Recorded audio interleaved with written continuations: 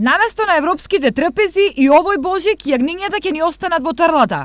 Проблемот со откупот и оваа година ги мачи сточарите од регионот, зашто оно што го одгледуваат цела година не знаат дали и кога ќе го продадат. Имам околу 200 овци и лично за мене би кажал дека тешко иде одгледувањето на овци. Мислам тешко за тоа што не е веќе исплатливо, значи немаме загарантиран пласман на ништо. Ете, лично за мене нити за јагне, ниту за млеко, за тие работи, вол на тие работи, и така да секој кој како може да се снајде, кој како се снајде и веќе гледа да избегнат сточарство, земјоделие. Лани сточарите си ги продадоа јагнињата за најмногу 160 денари за килограм жива мера, што е помалку од она што тие побараа.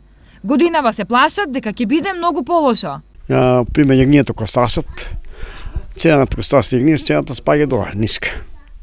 Кој нема јагниње каша цената, тоа е мобет. Освен со јагнињата, сточарите од истокот мака мачат и со цената на млекото, зашто произведената количина и квалитет се исти како порано, но вредноста наспроти трошоците им е се помала. Имаше пласман на се, што ќе произведеш не остануваше ништо. А сега, пошто тешко да ќе произведеш, не можеш да го продадеш, ќе остане, ќе ти го земат џабе. И млекото исто, и јагнето.